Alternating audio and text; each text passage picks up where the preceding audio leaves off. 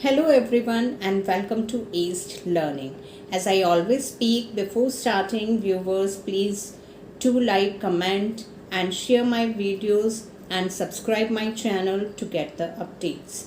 Our today's topic is figure of speech. While we read any poem, we notice that the poets have used various number of poetic devices to give artistic effects to their writing. So, why do we use them? Why do we use figure of speech? This is human tendency to add additional flavor in everything.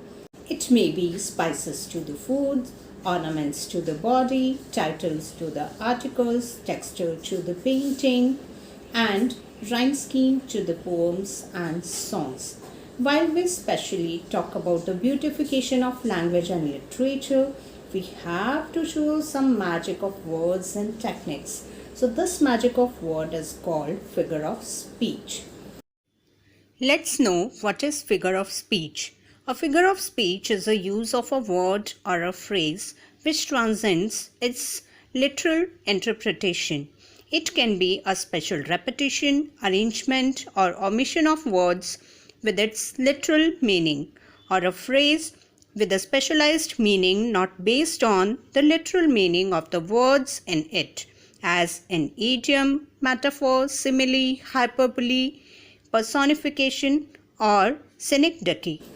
As your elegant dress is incomplete without antique matching jewelry, similarly, the piece of writing is incomplete without its ornament, that is, figure of speech. Secondly, if I will serve you only salty food with no spice, so it seems tasteless to you.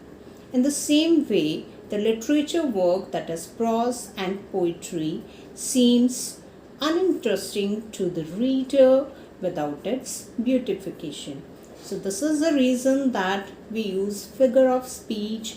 A lot of poets, authors use figure of speech, that is poetic devices and literary devices, to give artistic effect to their writing.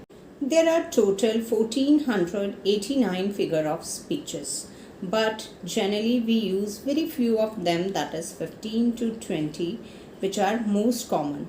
So today we shall discuss these most common figure of speeches. So that the devices must be identified, stated or linked to the perspective by the students. So the first one is simile. It is a comparison between two unlike things by using the words as and like. Some of the examples are: the students felt as light as feather after the examination. Her hair was as golden as the sun. And the second one is metaphor.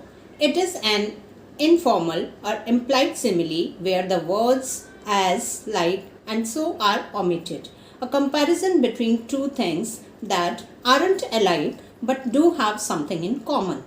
Its best example is Shakespeare's most famous poem, All the World's is a Stage, and You Have the Heart of Gold. The next one is alliteration. This is a repetition of identical consonant sounds at the beginning of a series of words or closely connected words. All the tongue twisters come under the category of alliteration. Chandu के चाचा ने चंदू की चाची को चांदनी चौक पे चांदनी रात में चांदी की चम्मच से चटनी चटाई.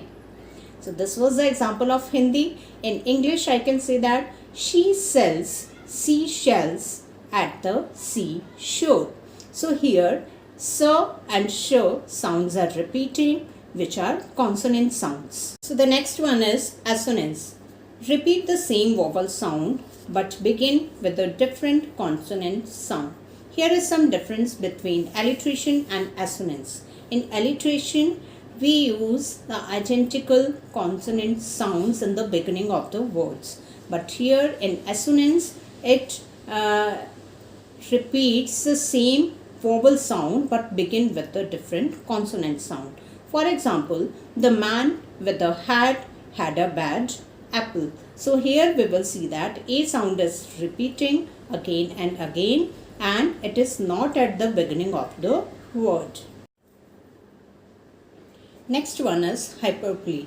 Hyperbole is a statement made emphatic by deliberate and ridiculous exaggeration or overstatement that is more than required. For example, I died of laughing. I have a million things to do today. Next one is paradox. Paradox is a statement that is contradictory in itself and makes a reader to think in an innovative way. For example, this is the beginning of an end. And second one example is war is peace, freedom is slavery. Next one is personification. Personification is to give human attributes to animals, inanimate objects, or abstract notion.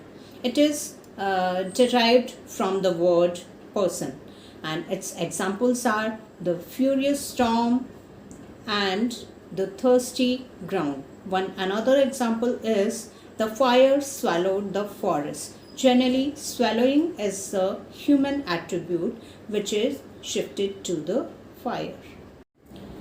The next one is onomatopoeia.